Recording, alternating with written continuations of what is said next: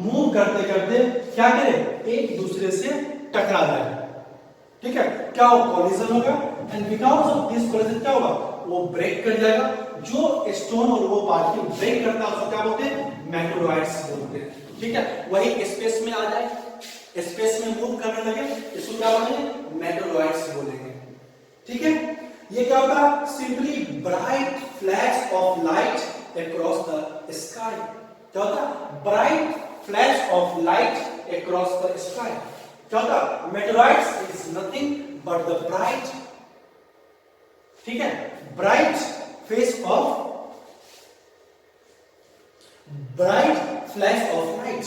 What is meteorite? Is nothing but the bright flash of light. ठीक है, कभी कभी रात में आप देखते होंगे, क्या दिखता होगा आपको, एक ब्राइट फ्लैश ऑफ लाइट दिखता है, वो क्या होता है बेटा, मेटोरॉइड्स होता है। ये कब फॉर्म होता है, after the collision of asteroid. क्या होता है, after the collision of asteroid. जब कोलिजन होगा क्या होगा, एक ब्राइट स्पॉट का क्रिएशन होगा, ब्राइट फ्लैश का क्रिएशन होगा, ठीक है, उससे हम क्या बोलते हैं, मेटोरॉइड्स बोलते हैं, ठीक है। ये हमेशा जब भी आप देखते होंगे रात में क्या देखते हैं, एक ऐसा देखते हैं कि कोई मिसाइल ऊपर से स्पेस से नीचे आ रहा है, वो क्या है, मेटोरॉइड्स तो ही है। जो भी ब्राइट फ्लैश ऑफ लाइट होता है वो क्या होता है, मेटोरॉइड्स होता है, ठीक है। इसको हम लोग क्या बोलते हैं, मिसाइल फ्रॉम द स्पेस भी बोलते हैं, क्योंकि ये ब्राइट स्पॉट है, लगता है कि मिसाइल की तरह अर्थ की ओर अट्रैक्ट हो रहा है, इसी के क्या होता है, मिसाइल भी बोलते हैं, ठीक है। और शूटिंग स्टार भी बोलते हैं, किसको, मेटोरॉइड्स को। लेकिन एक्चुअली में मेटोरॉइड्स स्टार नहीं है, लेकिन हम उसको क्या बोलते हैं, शूटिंग स्टार बोलते हैं। क्या बोलते हैं बेटा, शूटिंग स्टार बोलते हैं। किसको बोलते हैं, मेटोरॉइड्स को, ठीक है। अब देखो, जो सिंपली मैंने क्या बोला, जो स्मॉल पीस ऑफ रॉक्स है which is formed after the collision of asteroid, that is called meteorites। नहीं, और ये मेटोरॉइड्स क्या है, एक ब्राइट फ्लैश ऑफ लाइट है, ठीक है। इसी मेटोरॉइड्स को हम लोग क्या बोलते हैं, मिसाइल फ्रॉम द स्पेस बोलते हैं या शूटिंग स्टार बोलते हैं, ठीक है। But meteoroids, remember it, meteoroids is not a star. Meteoroids क्या होता है, स्टार नहीं होता है, ठीक है।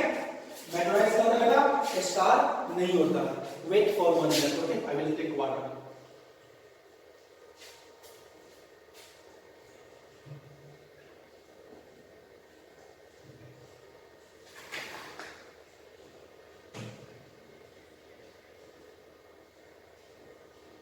अब देखो मेटोर्स, अब मेटोरॉइड्स समझ गए, ये क्या है, सिंपली जो एक ब्राइट फ्लैश ऑफ लाइट है, ठीक है, कहां से फॉर्म हुआ, after the collision of asteroids, ठीक है। तो उसको हम लोग क्या बोलते हैं, मेटोरॉइड्स बोलते हैं। अब METEORS, मेटोर्स। मेटोर्स क्या होता है, मेटोर्स क्या होता है, जो भी स्टार, जो भी मेटोरॉइड्स क्या करे, अर्थ के एटमॉस्फेयर में इंटर कर जाए, ठीक है। जो भी मेटोरॉइड्स अर्थ के एटमॉस्फेयर में इंटर कर जाए उसको हम लोग क्या बोलते हैं, मेटोर्स बोलते हैं। क्या बोलते हैं, मेटोर्स, METEORS। मेटोरॉइड्स का एक bright flash of light, that is a bright flash of light of rocks that is formed after the collision of asteroids, that is called meteorites. And what is meteors? Meteors, when the meteorites enter into the earth atmosphere, that is called meteors. अब याद रखो क्या होगा, जब कोई भी मेटोरॉइड्स अर्थ के atmosphere में इंटर कर जाए, क्या करे बेटा, अर्थ के एटमॉस्फेयर में इंटर कर जाए, क्या होगा, because there are different particles present in the earth atmosphere, क्या होगा, there is collision स्टार्ट, क्या होगा, एक because of this friction force क्या होगा, जो मेटोरॉइड्स होंगे जब वो अर्थ के एटमॉस्फेयर में आ जाएंगे, क्या होगा, इस मेटोरॉइड्स के ऊपर एक फ्रिक्शन लगेगा, ठीक है। एंड बिकॉज जब कोई चीज फ्रिक्शन लगता है क्या होता है, उसमें क्या होता है, देख हीट अप होता है, और उसी हीट अप का वो बर्न करने लगता है, ठीक है। कभी कभी आप लोग देखते होंगे जब घर में आटा पीसने वाला मशीन देखे होंगे, क्या होता है, उसके बॉल बेयरिंग को बराबर घसने से क्या होता है, वहां पे आग जनरेट होता है। ठीक है, क्या होता है, जो ये मेटोड्स है, जब ये मेटोराइट्स क्या करता है, अर्थ के एटमॉस्फेयर में इंटर कर जाता है, उसको क्या बोलते हैं, मेटोड्स बोलते हैं। और मेटोड्स क्या होता है, जब वो अर्थ के एटमॉस्फेयर में इंटर कर जाता है, बिकॉज ऑफ द फ्रिक्शन ये क्या करता है बेटा, बर्न करने लगता है। क्या करने लगता है, बर्न करने लगता है। ठीक है, तो ये बर्न करते करते, अगर इसका साइज स्मॉल है, ये बर्न करते करते क्या होता है, अर्थ के सरफेस से पहुंचने से पहले डिस्ट्रॉय हो जाता है। ठीक है, लेकिन जब इसका शेप क्या हो, बहुत बड़ा हो, क्या हो, शेप क्या हो, बहुत बड़ा हो, क्या होता है, पूर्ण रूप से वो बर्न नहीं हो पाता है और क्या करता है, अर्थ के सरफेस को हीट कर देता है। तो जो मेटोड्स अर्थ के सरफेस को हीट कर दे उसको हम लोग क्या बोलते हैं, मेटोराइट्स बोलते हैं। जो मेटोड्स अर्थ के सरफेस को हीट कर दे उसको क्या बोलते हैं, मेटोराइट्स बोलते हैं। ये क्या करता है बेटा, heat, HIT, heats the surface of earth. Okay, और ये मेटोड्स क्या होता है बेटा, सिंपली क्या होता है, जब कोई मेटोराइट्स क्या करे, इंटर द अर्थ एटमॉस्फेयर। ठीक है, तो मेटोराइट्स क्या होगा, देखो मेटोराइट्स, मेटोड्स और मेटोराइट्स में डिफरेंस क्लियर हुआ। मेटोराइट्स क्या होता है, एक रॉक्स का फ्लैश, क्या होता है, एक रॉक्स का ब्राइट फ्लैश लाइट होता है। ठीक है, उसको हम लोग क्या बोलते हैं, मेटोराइट्स बोलते हैं। ठीक, क्या बोलते हैं उसको, मेटोराइट्स बोलते हैं। ठीक है, जब ये मेटोराइट्स क्या करे, जब ये मेटोराइट्स अर्थ के एटमॉस्फेयर में इंटर कर जाए और बिकॉज ऑफ द फ्रिक्शन क्या हो, उसका बर्निंग स्टार्ट हो जाए, उसको मेटोड्स बोलते हैं। जब यही मेटोड्स क्या हो, बड़ा साइज का हो, क्या हो, बड़ा साइज का हो और अर्थ के एटमॉस्फेयर कंप्लीटली डिस्ट्रॉय ना हो सके, क्या करिए, अर्थ के सरफेस को हीट कर दे। जो हीट कर दे उसको हम क्या बोलते हैं, मेटोराइट्स बोलते हैं। क्या बोलते हैं इसको, मेटोराइट्स बोलते हैं। ठीक है, लोनावला झील का नाम लेक सुना होगा, जो कि महाराष्ट्र में, वो क्या हुआ, फॉर्म हुआ किससे, मेटोराइट से। ठीक है,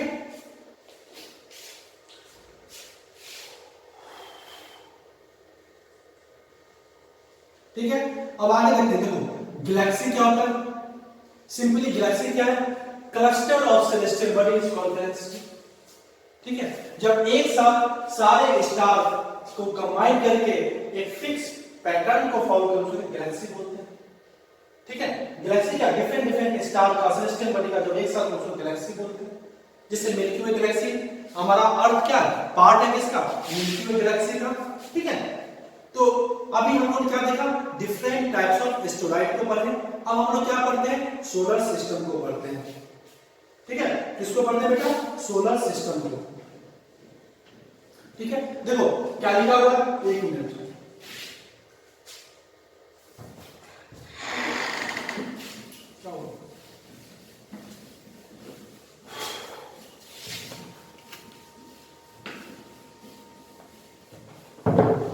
देखो सोलर सिस्टम, मैंने आपको शुरुआत में ही बोला था सोलर सिस्टम क्या है। जो हम लोग एक सोलर सिस्टम में रहते हैं। ठीक है, इसमें क्या होता है, the sun and all other planet and celestial body that revolve around it are together called solar system. ठीक है, सोलर सिस्टम क्या है, जो सन है, जो अदर प्लैनेट है और भी जो भी सेलेस्टियल बॉडी है जो क्या करते हो, सन के चारों ओर रिवॉल्व करते हो, वो सबको कंबाइन कर दो तो क्या कहलाता है बेटा, सोलर सिस्टम कहलाता है। ठीक है, और सोलर सिस्टम क्या, जस्ट लाइक ए फैमिली है जिसमें कौन कौन से मेंबर हैं, सबसे पहला क्या होता है, हेड होता है किसी भी फैमिली का। सिमिलरली सन क्या है, सोलर सिस्टम फैमिली का हेड है। सोलर सिस्टम फैमिली का हेड कौन है बेटा, सोलर सिस्टम फैमिली का हेड कौन है, सन है। ठीक है, उसके बाद क्या होते हैं, अलग अलग प्लैनेट्स होते हैं। ठीक है, कौन आते हैं, planets. Planet is also the part of the solar system. और हमारे सोलर सिस्टम में कितने प्लैनेट हैं, 8 प्लैनेट्स हैं। ठीक है, other celestial bodies, other celestial body में क्या हुआ, एस्ट्रॉइड्स, कॉमेट्स, ये क्या है, अदर सेलेस्टियल बॉडी है that is the part of solar system. Okay. और ये सब क्या करता है, सन के चारों ओर रिवॉल्व करता है। अब देखो जो मून है, moon is also the part of our solar system, because moon क्या है, ये प्लैनेट का रिवॉल्यूशन करता है, इसलिए मून भी क्या है, हमारे सोलर सिस्टम का पार्ट है। Our solar system has 8 planet and an asteroid belt. क्या होता है, 8 प्लैनेट है और क्या उसमें एस्टेरॉइड बेल्ट है। बेटा एस्टेरॉइड बेल्ट किसके बीच में होता है, हमेशा याद रखना, जो भी एस्टेरॉइड बेल्ट होते हैं, क्या होते हैं बेटा, जो भी एस्टेरॉइड बेल्ट होते हैं वो कहां पे पाए जाते हैं, बिटवीन मार्स एंड जुपिटर। ठीक है, एस्टेरॉइड बेल्ट कहां पाए जाते हैं, बिटवीन मार्स एंड जुपिटर। ठीक है, देखो क्या हुआ, मैंने आपको प्रीवियस लेक्चर में ही बताया था कि क्या बताया था कि जो हमारा प्लूटो है वो अब आफ्टर 2006 के बाद से क्या हुआ, इंटरनेशनल एस्ट्रोनॉमिकल यूनियन ने क्या किया, जो प्लूटो है उसको प्लेनेट की संज्ञा छीन लिया। किससे, प्लूटो से।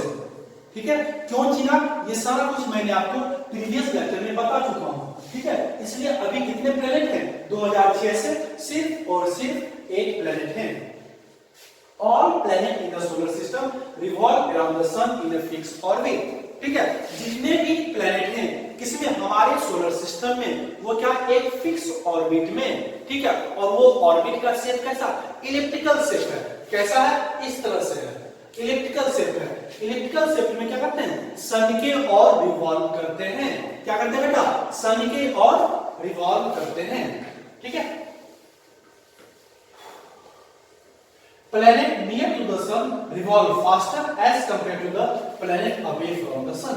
ठीक है, जो प्लेनेट सन के जितना ज्यादा करीब होगा वो क्या होगा, उतना हाई स्पीड से रिवॉल्व करेगा। ठीक है, as compared to the speed, क्या होगा, जो प्लेनेट जितना अधिक डिस्टेंस पे होगा उसका स्पीड क्या होगा, कम होगा। ठीक है, स्पीड किसका कम होगा बेटा, जो नजदीक होगा उसका क्या होगा, स्पीड ज्यादा होगा। ठीक है, अब देखो मानो ये मेरा बेटा सन है। ठीक है, मान लेते हैं ये मेरा सन है। ठीक है, अब सन के सबसे नजदीक क्या, मरकरी, मतलब क्या, मरकरी का स्पीड सबसे ज्यादा होगा। किसी का रिवोल्यूशन का स्पीड, मरकरी के बाद क्या बेटा, वेनस, वेनस के बाद अर्थ के बाद मार्स, मार्स के बाद जुपिटर, जुपिटर के बाद सैटर्न, सैटर्न के बाद यूरेनस, यूरेनस के बाद नेपट्टून। ये क्या है, these are the 8 planet of our solar system. Okay, the planet which is closer to sun will move at higher speed as compared to the planet which is away from the solar system. ठीक है, जो planet solar system के जितने नजदीक होगा वो क्या होगा, उतने हाई स्पीड से रिवॉल्व करेगा, और जो प्लेनेट जितने दूर होगा उतने स्लो स्पीड से मूव करेगा। ठीक है, अब देखो जो सबसे पहले किसके बारे में पढ़ेंगे, सबसे पहले हम लोग पढ़ेंगे जो सोलर सिस्टम का क्या हेड है, और सोलर सिस्टम फैमिली का हेड कौन है बेटा, सन है। सन के बारे में एक ब्रीफ इंट्रोडक्शन देखते हैं। ठीक है, sun is the nearest star to the earth. Earth के सबसे नजदीक, सबसे नियरेस्ट स्टार कौन सा है, सन। ठीक है, sun is also a star, why, because sun emits its own heat and light. Okay, और जिसके पास क्या हो, खुद का हीट एंड लाइट हो, उसको हम लोग क्या बोलते हैं, उसी को हम लोग स्टार बोलते हैं। ठीक है, always remember that the sun is the nearest star to the earth. It is continuously emitting heat and light. ये क्या कर रहा है, कॉन्टिन्यूसली किसको इमिट कर रहा है, हीट एंड लाइट को। अब ये हीट एंड लाइट कैसे इमिट होता है, हीट एंड लाइट कैसे इमिट होता है बेटा, ऑलवेज रिमेंबर जो सन है वो हीट एंड लाइट एक केमिकल प्रोसेस होता है जिसके कारण वो क्या करता है बेटा, हीट एंड लाइट को इमिट करता है, और वो केमिकल प्रोसेस क्या बोलते हैं, न्यूक्लियर फ्यूजन बोलते हैं। क्या बोलते हैं बेटा उसको, न्यूक्लियर फ्यूजन बोलते हैं। ठीक है, और न्यूक्लियर फ्यूजन में क्या होता है, जो दो स्मॉलर एलिमेंट के, दो स्मॉलर एलिमेंट के न्यूक्लियस कंबाइन करके एक बिगर न्यूक्लियस को फॉर्म करते हैं और इसी प्रोसेस को क्या बोलते हैं? न्यूक्लियर फ्यूजन बोलते हैं। क्या बोलते हैं? न्यूक्लियर फ्यूजन क्या होता है? The process in which two nucleus of two smaller element combine to form the nucleus of a bigger element, that is called nuclear fusion। ठीक है, न्यूक्लियर फ्यूजन में क्या होता है? दो स्मॉलर एलिमेंट के न्यूक्लियस कंबाइन करके एक बिगर एलिमेंट के न्यूक्लियस को फॉर्म करते हैं और इसी को हम लोग क्या बोलते हैं बेटा? इसी को हम लोग बोलते हैं न्यूक्लियर फ्यूजन। और सन में क्या होता है? दो हाइड्रोजन के क्या चीज? दो हाइड्रोजन के न्यूक्लियस कंबाइन होके एक हीलियम के न्यूक्लियस को फॉर्म करता है और इसी प्रोसेस में क्या होता है? High amount of heat and light emits होता है। क्या होता है? High amount of heat and light emit होता है। ये देखो, ये क्या है? एक हाइड्रोजन एटम है और ये क्या है? एक दूसरा हाइड्रोजन एटम। दोनों कंबाइन किया और दोनों कंबाइन करके क्या किया? एक हीलियम के एटम को फॉर्म किया। क्या किया? एक हीलियम के एटम को फॉर्म किया और इसी प्रोसेस के साथ क्या होगा? हीट और लाइट इमिट होगा। क्या होगा बेटा? हीट और लाइट इमिट होगा। ठीक है, अब हीट और लाइट सन को कहां से आता है? तो the process of nuclear fusion. और न्यूक्लियर फ्यूजन में क्या होता है? एक एटम हाइड्रोजन का दूसरे एटम हाइड्रोजन के साथ कंबाइन, एक न्यूक्लियस हाइड्रोजन का दूसरे हाइड्रोजन के न्यूक्लियस के साथ कंबाइन करके एक हीलियम के न्यूक्लियस को फॉर्म करता है और इसी प्रोसेस में क्या होता है? एक large amount of heat generate होता है, इमिट्स होता है। ठीक है, और इसी प्रोसेस को हम लोग क्या बोलते हैं? न्यूक्लियर फ्यूजन बोलते हैं।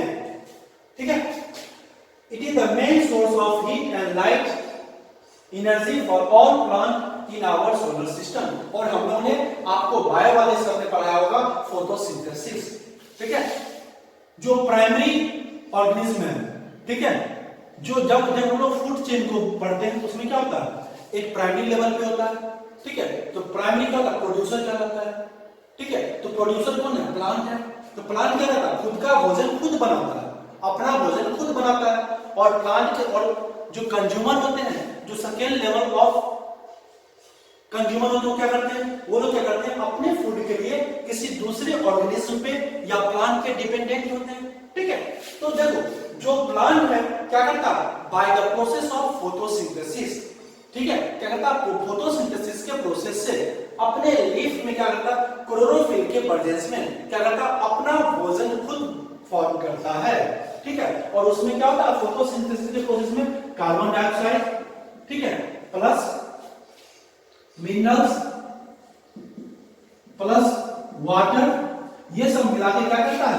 C6H12O6। इसको क्या बोलते हैं? ग्लूकोज बोलते हैं। ठीक है, ग्लूकोज का फॉर्मेशन करता है और यही ग्लूकोज क्या करता है? प्लांट यूटिलाइज करता है और यही एक्सेस अमाउंट ऑफ ग्लूकोज क्या करता है? प्लांट स्टार्च के फॉर्म में स्टोर करता है और यही स्टार्च क्या होता है? हम लोग खा लेते हैं। वो फ्रूट क्या है? प्लांट का एक स्टार्च है। और स्टार्च क्या होता है? जो एक्सेस अमाउंट ऑफ ग्लूकोज होते हैं वो स्टोर करते हैं और उसी को ईट करते हैं, उसे को स्टार्च बोलते हैं।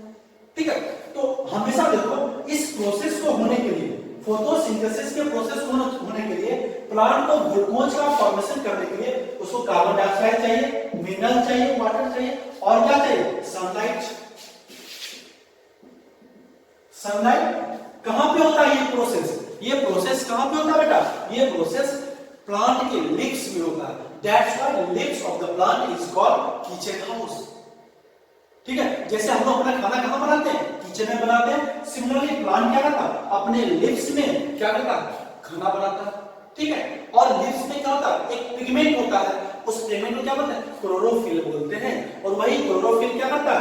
एब्जॉर्ब करता है किसको? लाइट को। ठीक है, और वहीं से क्या होता है? कन्वर्जन होता है किसका? कार्बन डाइऑक्साइड, मिनरल्स और वाटर किसमें कन्वर्ट होता है? Glucose plus oxygen plus some amount of water इस बाहर निकलता है। ठीक है, इसी प्रोसेस को हम क्या बोलते हैं? फोटोसिंथेसिस की क्रिया। ठीक है, तो ये सनलाइट कहां से आता है? ये सनलाइट सन से आता है। कहां से आता है? सन से। That's why sun is the main source of energy on the earth. Sun क्या है? मेन सोर्स है किसका? एनर्जी का ऑन द अर्थ। ठीक है, समझ में आया? बस सन के बारे में इतना ही बोलो। सन क्या है? एक बिग बॉल ऑफ फायर है। क्या है? एक बिग बॉल ऑफ फायर है। ठीक है, आफ्टर सन को पढ़ने के बाद हम लोग क्या करते हैं? आगे देखते हैं प्लैनेट के बारे में। ठीक है, प्लैनेट के बारे में हमने क्या बोला था? प्लैनेट, अगर कोई भी चीज प्लैनेट हो, वो क्या करेगा? 3 कंडीशन को सेटिस्फाई करना चाहिए। 3 कंडीशन। और ये कंडीशन किसने डिसाइड किया? Decided by international astronomical union. किसके द्वारा? International astronomical union. और ये कंडीशन क्या है? कि हर एक प्लैनेट क्या करे? सन के और ऑर्बिट करे। ठीक है, क्या करे? सन के और ऑर्बिट करे। ठीक है, और क्या?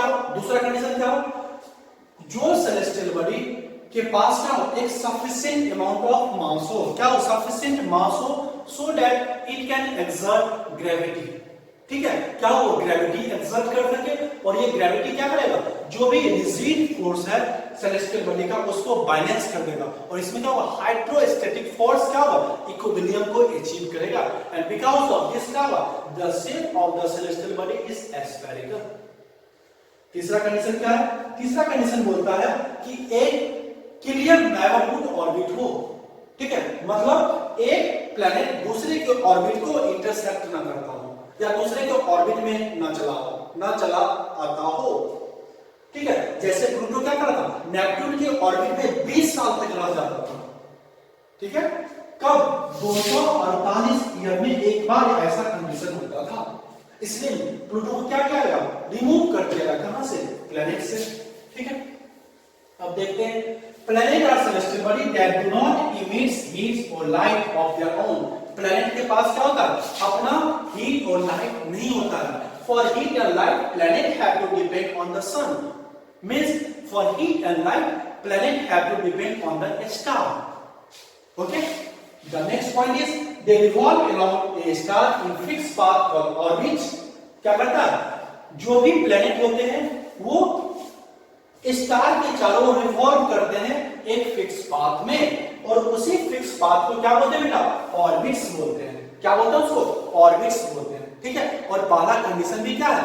हर एक प्लैनेट का हो एक फिक्स ऑर्बिट हो, मींस एक फिक्स पाथ हो। ठीक है, and the time it takes to go around the sun once is known as period of revolution। ठीक है, अब क्या होता है? period of revolution क्या होता है? जो अपने फिक्स ऑर्बिट पे वो क्या करता है? सन के स्टार के चारों ओर रिवॉल्व करता है, चक्कर काटता, जिसको हम क्या बोलते हैं? रिवोल्यूशन बोलते हैं। क्या बोलते हैं बेटा? रिवोल्यूशन बोलते हैं। ठीक है, तो एक पीरियड, एक रिवोल्यूशन कंप्लीट करने क्या होते हैं? इट्स पीरियड ऑफ रिवोल्यूशन बोलते हैं। A planet also spin on its own axis which is for rotation। Planet क्या करता है? सन के चारों ओर भी घूमता है, और साइमल्टेनियसली क्या करता है? अपने एक्सिस पर भी रोटेट करता है। जब वो अपने एक्सिस पे स्पिन करता हो, उसको हम लोग क्या बोलते हैं बेटा? रोटेशन। अब क्या? Our solar system orbit is fixed path that planet takes revolve around the sun. देखो ये क्या बेटा? हम लोगों का क्या है? ठीक है, इसको देखो, यही क्या है? आप देख रहे हो हर एक प्लैनेट एक कैसा ऑर्बिट में मूव कर रहा है? एक इलिप्टिकल ऑर्बिट में मूव कर रहा है। कैसे ऑर्बिट में मूव कर रहा है बेटा? एक इलिप्टिकल ऑर्बिट में मूव। देखो ये जो ऑर्बिट है इसका शेप कैसा? इलिप्टिकल है। ठीक है, अब देखो क्या एक ऑर्बिट दूसरे ऑर्बिट को इंटरसेक्ट कर रहा? नहीं कर रहा। मींस सबका क्या है? एक अपना इंडिपेंडेंट और फिक्स ऑर्बिट है। ठीक है, एक प्लैनेट दूसरे प्लैनेट के ऑर्बिट में इंटरफेयर नहीं करता है। ठीक है, ये देखो ये क्या मेरा सन है, सन के चारों देखो सबसे क्लोज में क्या? मरकरी। ठीक है, उसके बाद क्या है? वेनस। उसके बाद क्या है? मार्स। उसके बाद क्या है? एक ये क्या बेटा? ये देख रहे हो ये एस्टेरॉइड का बेल्ट है। ये क्या बेटा? एस्टेरॉइड का बेल्ट है। फिर क्या है? जुपिटर। फिर क्या है? सैटर्न। फिर क्या है? यूरेनस। फिर क्या है? नेपट्टून। ये क्या है? नेपट्टून। और सबका क्या? अपना एक फिक्स ऑर्बिट है। ठीक है, एक प्लैनेट दूसरे के ऑर्बिट को इंटरसेक्ट या उसके ऑर्बिट में घुसता नहीं है। अगर वो घुसेगा उसको प्लैनेट की श्रेणी से रिमूव कर दिया जाता है। क्यों? आपने देखा होगा 2006 में किसको किसको रिमूव कर दिया? प्लूटो को रिमूव कर दिया गया। ठीक है, एक बार इस फिगर को अच्छा से देख लो। ठीक है, ये जो देख लो डॉट डॉट देख लो, ये क्या है? एस्टेरॉइड का बेल्ट है। ठीक है, if someone ask you asteroid का बेल्ट किसके बीच में होता? बिटवीन मार्स एंड जुपिटर के बीच में। किसके बीच में होता है? जुपिटर एंड मार्स के बीच में। ठीक है, आगे बढ़े, एक बार अच्छा से देख लो। ठीक है, अच्छा से इसको देख लो बेटा। ठीक है, इसके बाद देखते हैं। देखो अब क्या करते हैं, एक एक प्लैनेट को पढ़ते हैं। क्या करते हैं? एक एक प्लैनेट को पढ़ते हैं। ठीक है, देखो जो सन है, सन के सबसे क्लोज वाला प्लैनेट कौन सा है? मरकरी। ठीक है, कौन सा प्लैनेट है?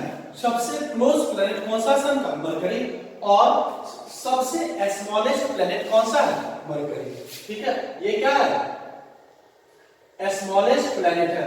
कहां? अपने सोलर सिस्टम में।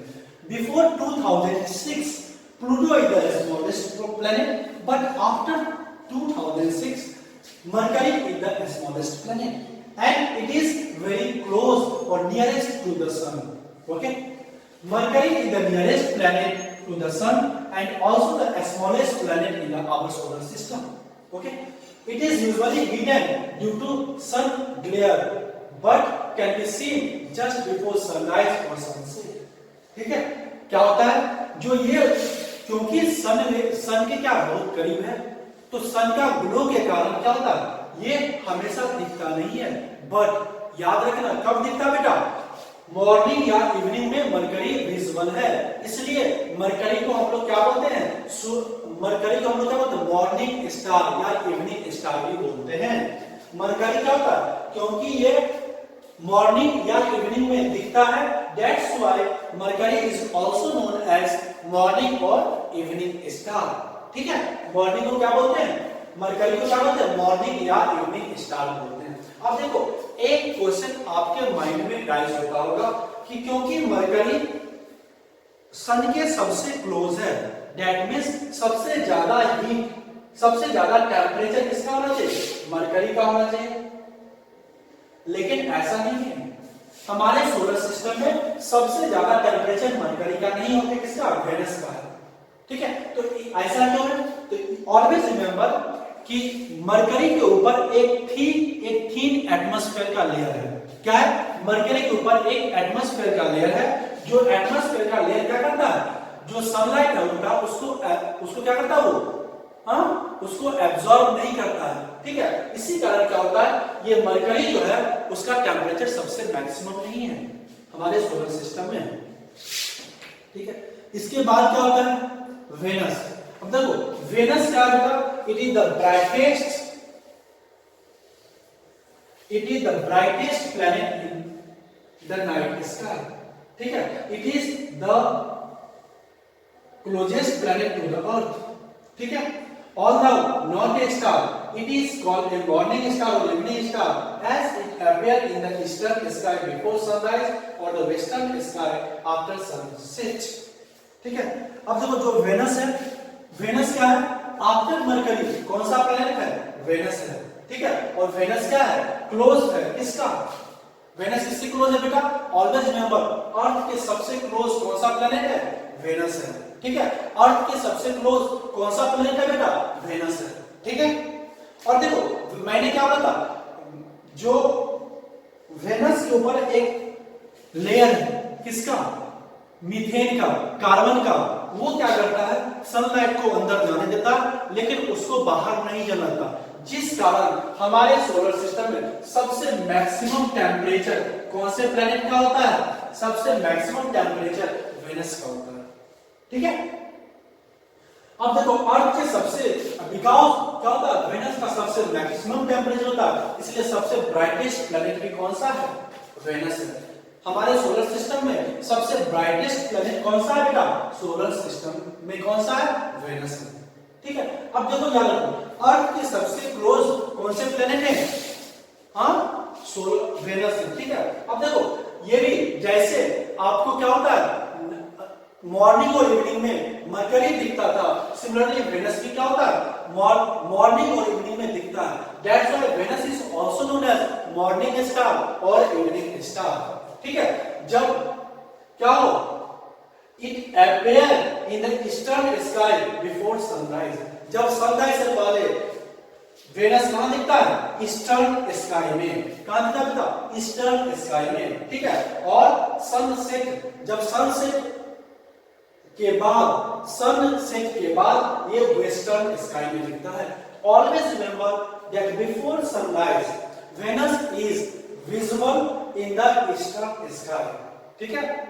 After sunset Venus is visible in the western sky. Sunrise से पहले वेनस कहां पे दिखता है बेटा, वेनस जो है सन रेज से पहले ईस्टर्न स्काई में दिखता है, और सनसेट के बाद कहां दिखता है, वेस्टर्न स्काई में दिखता है, ठीक है। अब देखो अर्थ के बारे में पढ़ेंगे, ठीक है मेरे प्यारे बच्चों। अर्थ के बारे में हम नेक्स्ट लेक्चर में पढ़ेंगे, ठीक है। आज हम यही तक रखते हैं और कल हम लोग अर्थ को देखेंगे, जहां पे क्या होता है, एग्जिस्टेंस ऑफ लाइफ होता है, ठीक है। अगर आपको कोई डाउट हो, ठीक है, आप अपने स्कूल के व्हाट्सएप ग्रुप में कभी भी पूछ सकते हो या फोन करके पूछ सकते हो। वीडियो को एक बार नहीं समझते हो, 2 बार 3 बार देखो, ठीक है। बार बार देखने से समझ में आएगा, ठीक है। और बुक जो है बुक से पढ़ो, ठीक है, बुक से पढ़ो और फिर कोई दिक्कत आती है हमें पूछो, ठीक है। Okay, thank you class and I hope you all enjoy my class.